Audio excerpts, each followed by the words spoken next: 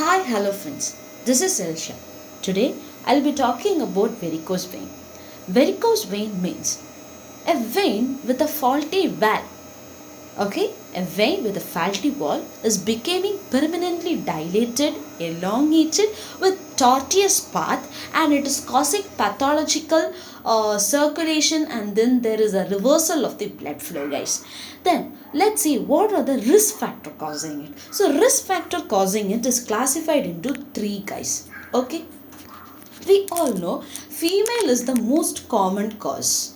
So when we see females are having three causes. One is because she is getting pregnant. The another one is predominantly she is the person who has progesterone hormones, and she is the person who is using high heels. Next, when you see work, men, they go to a work, they're asked to stand for a prolonged time. Okay, they are asked to carry a prolonged, they are asked to do a long standing work, because of which it can be a cause. Next one is a hereditary cause, guys. Next, when you see the classification, guys, classification 1 and classification 2. Classification 1 is nothing but is if the varicose vein is in the great saphenous vein or short saphenous vein or varicose vein due to perforator incompetence, then it is classification 1. Whereas classification 2 is it's about if it is a reticular varices or thread varices, or it is due to a varicose vein. What is meant by reticular veins, guys? So this reticular veins is actually a sort of varicose vein only, but this reticular veins will be of size 1 to 3 millimeters, whereas varicose vein, when we say it, if it is above 3 millimeters, whereas thread varices or actually it will be of size 0.5 to 1 millimeter. I hope you understood. Reticular varices 1 to 3 mm and thread varices 0.5 to 1. Varicose veins are greater than 3 mm. These reticular varices, most commonly they are very large. It will be seen around the angles. It will be red and purple in color, and it will be very much dilated, and it will be of network of fibers. I hope you can see it in this picture. It will be of a very network sort of thing. Okay, whereas this thread varices, which can be a spider navy, and these are telangiectasia. These are actually elongated vein. Can you see a single elongated vein is only you can see. Okay, whereas here you can see a network of veins. So that is what is known as reticular varices. It will be of a network sort, whereas here it will be of elongated superficial veins. And most commonly, I told you, reticular varices will be seen in the angle areas, whereas third varices will be seen in the subcutaneous areas, subcutaneous saphenous compartment regions. Then when you see, guys, when you see, we have third classification. The third classification is further divided based on the clinical signs. Then that clinical signs, we have etiological factors because of which they have classified. Then we have anatomical classifications. Then again we have pathophysiological classification, which is called as CEAP.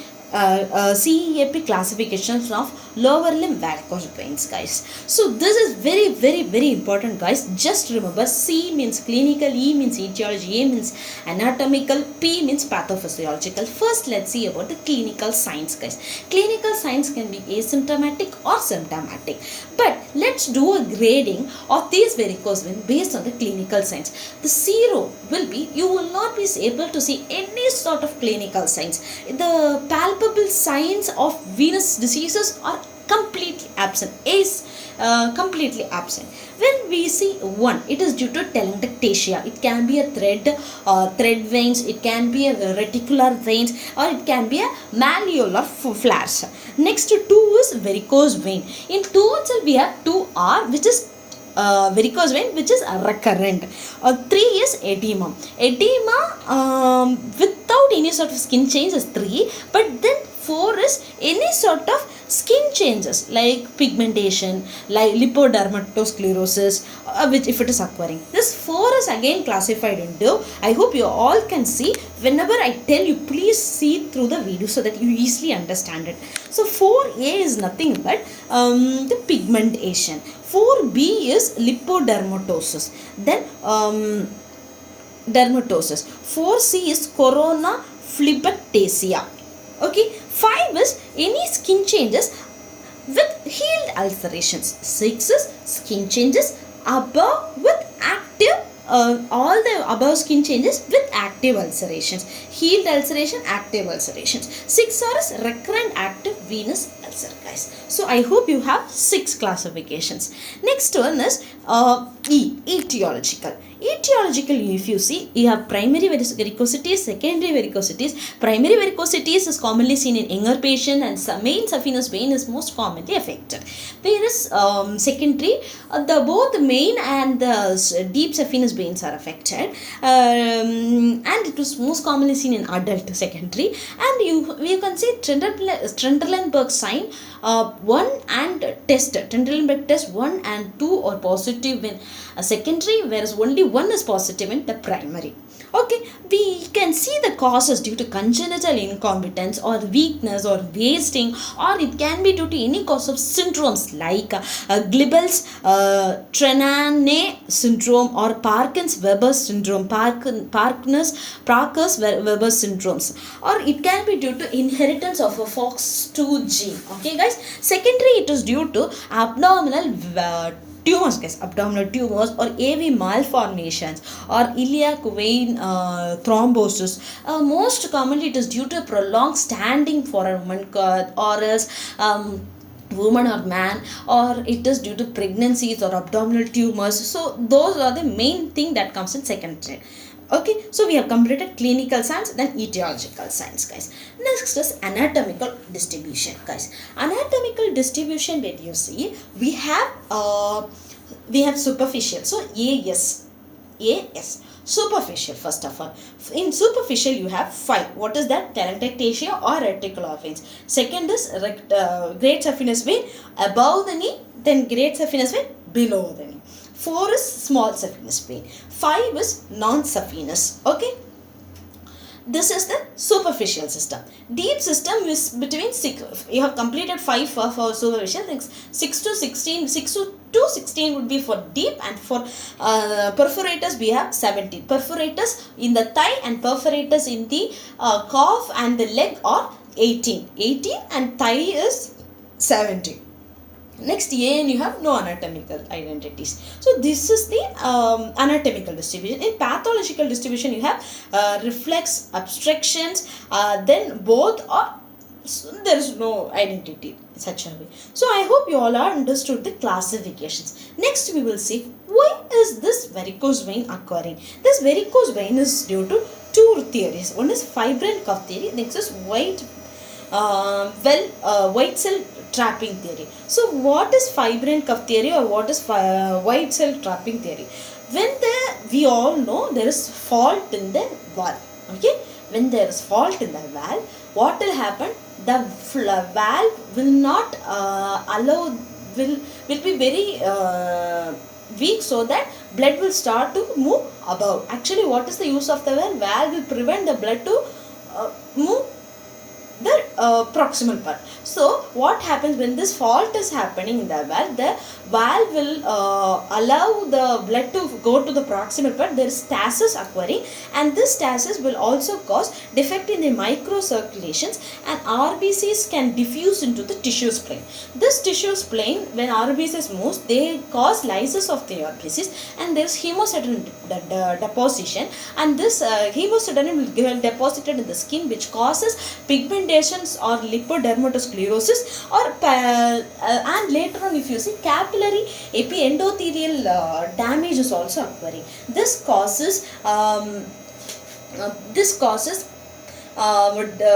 This causes or prevent the diffusion and exchange of the nutrient, guys. Next, if you see, this leads to severe anoxia. Oxygen level to the supply is completely shut off, because of which there is chronic venous ulceration, guys. Now let's see the symptoms that you see. Symptom is nothing but when oxygen supply is gone, you can see ulcer, you can see some sort of dragging pain, or some sort of there is elongation right there. So elongation can lead to a dragging sort of pain, heaviness, because blood is getting clotted at some pointers. So heaviness, you can see night time there will be severe cramp, guys, and edema. Then as due to pigmentation and dermatitis, you can see discoloration, guys. What are the symptoms that you see, guys? That is very, very important, guys. Okay, symptoms on inspection, guys. Okay, on inspection, if it is a short saphenous vein, you can see some sort of dilated elongated veins in the lateral side, whereas if it is in the great saphenous vein, you will see it in the medial side. Okay, okay, when it is a local, swelling is localized, okay, to only one point, it is then superficial venous system. Generalized means maybe due to deep vein thrombosis. Then color is like, if you, as I told you, thrombophlebitis, one of the secondary cause for this varicose vein. So this local redness is due to superficial thrombophlebitis, guys. Then you should all remember that for test of varicose vein examination, you should always remember that there are three things actually: saphenofemoral incompetence, perforator incompetence, deep vein thrombosis. Always for saphenofemoral incompetence, Trendelenburg's test 1 would be positive, and Morrissey cuff impulse test would be positive. Whereas perforator incompetence, Trendelenburg 2 would be positive, tourniquet test, Pratt and Fegan's test would be positive. These things you should always remember, guys.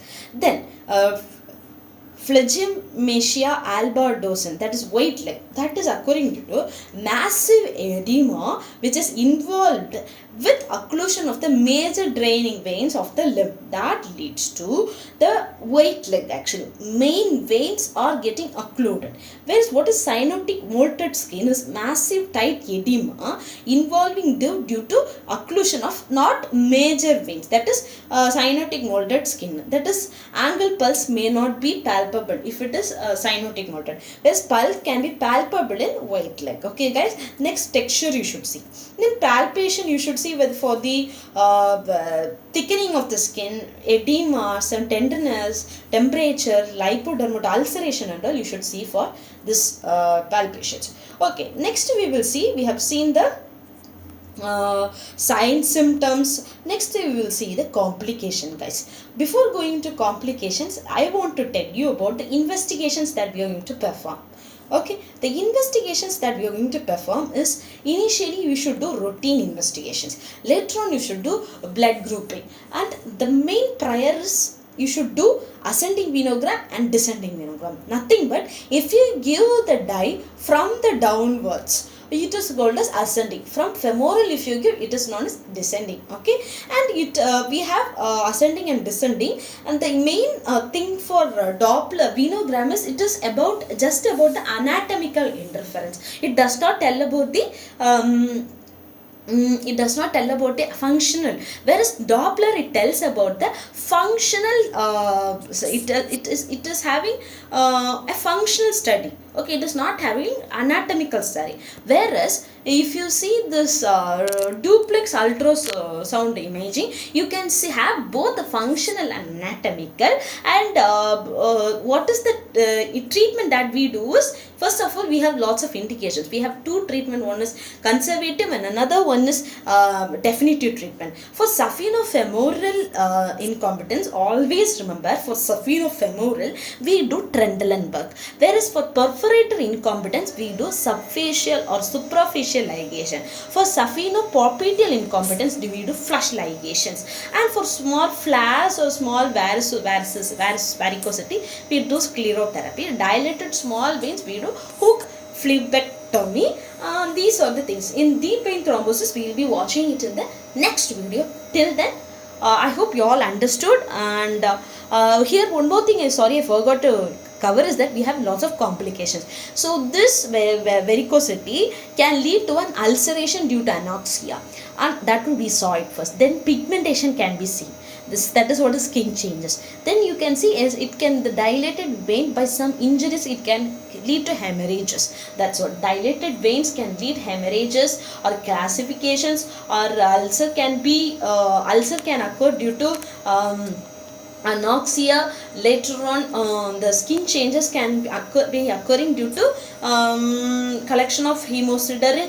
Okay, these are the complications that we should remember. Okay, I hope you all understood this varicose vein. Thank you for watching, and see you on the next video. Till then, bye.